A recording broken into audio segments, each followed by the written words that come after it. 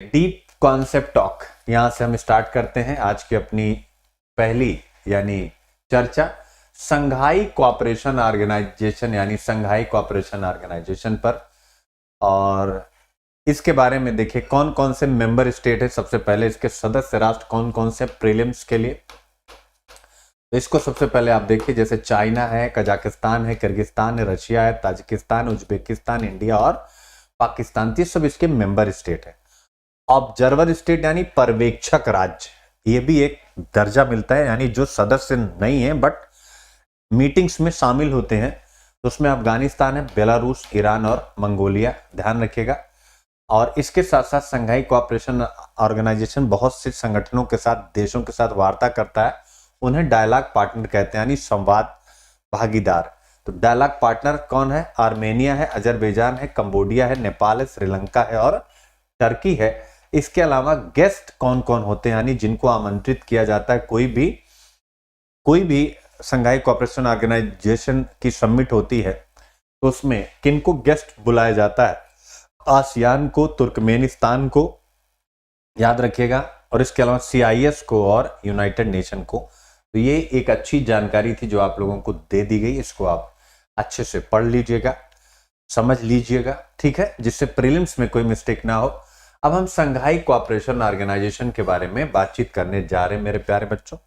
तो ये एक ऐसा संगठन है जैसे आपको प्रीलिम्स में फंसा सकता है कि यह एशिया का सबसे बड़ा संगठन है, तो आप कहेंगे नहीं यार गलत है, इसमें यूरोप यानी रशिया भी तो शामिल है ना, तो यूरेशिया। इसलिए पहला पॉइंट आप लोगों को याद रखना है कि संघाई सहयोग संगठन क्या है? एक ऐसा संगठन है जिसमें यूरेशियाई, यूरोप और एशिया दोनों के देश शामिल हैं, ठीक है ना। और यह यूरेशियाई राजनीतिक, आर्थिक और सुरक्षा संगठन है, यानी यह यूरोप और एशिया में राजनीतिक पहलुओं पर बातचीत करता है, आर्थिक पहलुओं पर बातचीत करता है और सुरक्षा पहलुओं पर बातचीत करता है। तो पहला चीज यह आपको ध्यान में रखना है। फिर इसके बाद दूसरी चीज है, अब इसके बारे में है कि अगर भौगोलिक क्षेत्र और जनसंख्या के संदर्भ में देखें, यानी ज्योग्राफिकल एरिया और पॉपुलेशन को लेकर के अगर हम बातचीत करें, तो यह संगठन वर्ल्ड का लार्जेस्ट रीजनल ऑर्गेनाइजेशन है। तो इसको याद रखिएगा, विश्व का सबसे बड़ा क्षेत्रीय संगठन है, ये पीटी का फैक्ट है, याद रखिएगा। और इसमें यूरोप और एशिया का लगभग 60% भौगोलिक क्षेत्र आ जाता है। इसके अलावा यानी विश्व की जितनी भी जनसंख्या है उसका 40% आता है, और इसके अलावा विश्व की जो GDP है उसका 30% आता है। तो ये आप इसके बारे में फैक्ट याद रख लीजिएगा, संघाई सहयोग संगठन। अब आता है जो SCO है यानी संघाई कोऑपरेशन ऑर्गेनाइजेशन, यह किसका उत्तराधिकारी है, किसका सक्सेसर है? यानी इस SCO के पहले भी क्या कोई संगठन था? हाँ, इस SCO के पहले जो यह संगठन था उसे हम संघाई 5 कहते हैं। क्या कहते हैं? क्या कहते हैं? संघाई 5, याद रखेगा। तो SCO ये जो बना है संघाई कोऑपरेशन ऑर्गेनाइजेशन, संघाई सहयोग संगठन, ये संघाई 5 के ऊपर बना है, यानी सबसे पहले संघाई 5 का गठन हुआ था, याद रखेगा, जो 1996 में बना था। और यह चीन, कजाकिस्तान, किर्गिस्तान, रशिया और ताजिकिस्तान के मिलने से बना था। इसमें आप देखेंगे तो तुर्कमेनिस्तान शामिल नहीं है, तो पीटी का क्वेश्चन है, तुर्कमेनिस्तान शामिल नहीं है। ये पांचों मध्य एशियाई देश हैं, मिडिल ईस्ट कंट्री हैं, सॉरी, ठीक है ना। तो इसको आप याद रखिएगा, मध्य एशियाई देश, ठीक है ना, मिडिल एशियन कंट्रीज हैं, तो इसमें तुर्कमेनिस्तान शामिल नहीं है।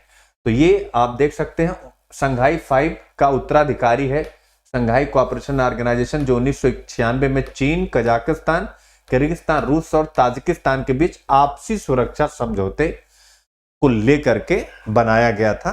तो ये भी एक पॉइंट है, याद रखिएगा।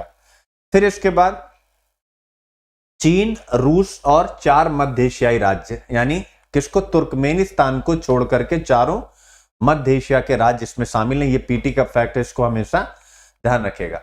मध्य एशियाई राज्य, ठीक है, कौन कौन? कजाक, किर्गी, उज्बेकी और ताजिकी, यानी तान सब में कॉमन है, ठीक है। ये सब SCO के संस्थापक सदस्य थे।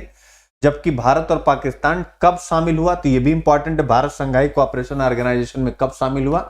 तो 2017 में शामिल हुआ, ये याद रखिएगा। अब इसके बाद आता है एससीओ का सचिवालय कहाँ है, ऑब्वियस है बीजिंग यानी चाइना में इसका सेक्रेटरीट है।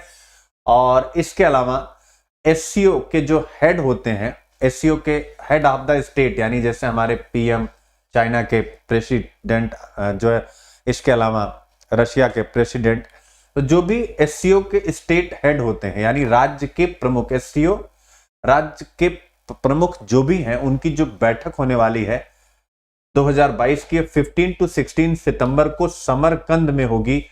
याद रखिए समरकंद कहां स्थित है, उज्बेकिस्तान में। तो ये उज्बेकिस्तान में होगी, जिसमें ये तीनों लोग मिलेंगे जिसके बारे में मैंने आपको बताया, यानी व्लादिमीर पुतिन, शी जिनपिंग और नरेंद्र भाई मोदी। तो आप यहां पर यह पॉइंट भी याद रखिएगा। यानी एससीओ प्रमुखों की राज्य परिषद, जो स्टेट काउंसिल है एससीओ के हेड्स की, उसका 2022 का वार्षिक शिखर सम्मेलन 15 से 16 सितंबर को समरकंद में होगा। और समरकंद उज्बेकिस्तान का एक शहर है, याद रखिएगा। ये समरकंद उज्बेकिस्तान की राजधानी नहीं है, उज्बेकिस्तान की राजधानी कैपिटल है ताशकंद। तो आप अलर्ट रहिएगा, यहां पर कोई मिस्टेक ना होने पाए। इसी मीटिंग में यानी ये तीनों मिलने वाले हैं। तो ये रहा यानी डीप कॉन्सेप्ट टॉक। तो आप, आई होप आप सबको समझ में आ गया होगा।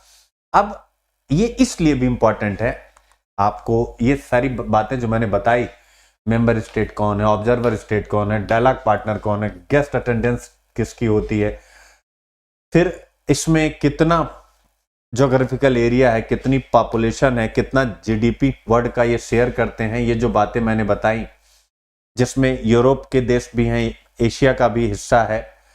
तो ये क्यों महत्वपूर्ण है, ये अभी जब समरकंद में अब मीटिंग होने वाली है, तो अब, और वो भी बस जस्ट इसी महीने होने वाली है 17 सितंबर, यानी 15 से 16 सितंबर को। तो ऐसे में अब इस पर एडिटोरियल आना स्टार्ट हो जाएगा। तो एडिटोरियल आना क्या हो जाएगा, स्टार्ट हो जाएगा। भारत की विदेश नीति का स्टैंड, इस विषय पर हमें, अगर ये बेसिक क्लियर है तो अब एडिटोरियल आना स्टार्ट हो जाएगा, आपकी एक अच्छी समझ बननी शुरू हो जाएगी। तो प्लीज इसको बहुत अच्छे से पढ़ेगा, क्योंकि अब इस पर एडिटोरियल स्टार्ट हो जाएंगे कि एक तरफ वेस्टर्न है, पश्चिमी विश्व है, जो रशिया को क्या कर रहा है, बैन कर रहा है। दूसरी तरफ इंडिया है, जो रशिया के साथ ट्रेड भी कर रहा है, और उसके साथ साथ वेस्टर्न के प्रभाव से निकलने के लिए अब रूपी यानी डॉलर की बजाय रुपए में इंटरनेशनल ट्रेड भी करना चाहता है। इसके साथ साथ अपनी इंडिपेंडेंट फॉरेन पॉलिसी और अपने नेशनल इंटरेस्ट यानी राष्ट्रीय हित को ध्यान में रखते हुए वह रशिया के साथ अपना एक मधुर संबंध बनाए हुए भी है।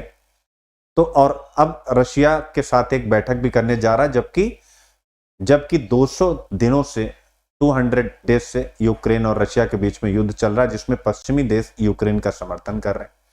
तो एक बड़ा इसका परिप्रेक्ष्य है, ध्यान रखिएगा, इसका एक बड़ा परिप्रेक्ष्य है। इसलिए इस मीटिंग का, तो एससीओ के बारे में सारी जानकारी आपको होनी चाहिए। और अब एडिटोरियल इस पर स्टार्ट हो जाएंगे, कल परसों से ही आप देखिएगा, या एक हफ्ते के बाद तो स्टार्ट ही हो जाएंगे। अब थोड़ा सा छोटा सा विज्ञापन, इंडिया का largest learning platform Unacademy. Why Unacademy? क्योंकि वाइडेस्ट चॉइस ऑफ एजुकेटर है, फ्लेक्सिबिलिटी टू चेंज कोर्सेज है, अनलिमिटेड व्यूज ऑन लेक्चर्स है, डेडिकेटेड डाउट सॉल्विंग सेशन है, प्रिंटेड कॉम्प्रिहेंसिव नोट्स हैं, end to end preparation, live mentorship, daily answer writing. 2020 में 170 से ज्यादा toppers हैं, 2021 में 178 से ज्यादा टॉपर्स रहे हैं। और इंडिया के टॉप एजुकेटर्स यहाँ पर हैं, उन्हीं में से एक मैं। ये मेरा एक्सपीरियंस है, जो भी बच्चा मुझसे पढ़ना चाहता है वह इस एक्सपीरियंस को एक बार जरूर देखेगा, रखेगा। और बहुत कुछ अवेलेबल है यहाँ पर। और हिंदी लिटरेचर ऑप्शनल, अगर आप मुझसे पढ़ना चाहते हैं इस प्लेटफॉर्म पर तो एडमिशन ओपन है, आप एडमिशन ले सकते हैं। हिंदी माध्यम में सर्वाधिक रिजल्ट इसी विषय से होते हैं, तो जो ऑप्शनल चूज नहीं किए वो भी इसे चूज कर सकते हैं। और जिस तरीके से आपको मेरी हिंदू IQ IP पसंद है, वैसे यहाँ पर भी मैं बहुत सरल ढंग से पढ़ाता हूँ।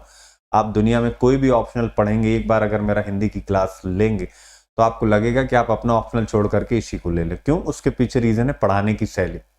Thank you so much. मिलते हैं छोटे से ब्रेक के बाद स्पेशल क्लास में 9 बजे। तब तक के लिए जय Hind, let's correct, God bless everyone. Hard work करिए, बट इनोवेशन दिमाग में लाई, क्योंकि देखिए कंपटीशन है। मैं सीधा आपके साथ रख रहा हूँ, कंपटीशन है। किससे कंपटीशन?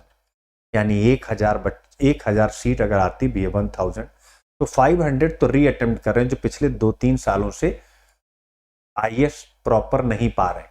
जैसे आप रवि सिहाग जी का एग्जाम्पल अपने हिंदी मीडियम में देखिए, सुनील धनवंता जी का एग्जाम्पल आप, ये लोग 3-4 अटेम्प्ट पहले ले चुके हैं सेलेक्ट होने के बाद भी। तो अब आप सोच सकते हैं IAS प्रॉपर के लिए मैं तो एक ही साल 500 लोगों को बताता हूं, मुझे लगता है पिछले 2-3 सालों के अगर मिला दिया जाए तो 1000 लोग तो जो सेलेक्ट हो चुके हैं वही अटेम्प्ट करते हैं। तो आप सोचिए कि आपकी फाइट उन लोगों से जो सेलेक्ट हो चुके हैं, सेलेक्ट हुए लोगों को हराना है। तो आप सोचिए आपको कितना परिश्रम और एकदम नए ढंग से और किसी गुरु के साथ आपको करना ही पड़ेगा। ठीक है मेरे प्यारे बच्चों, थैंक यू सो मच, मिलते हैं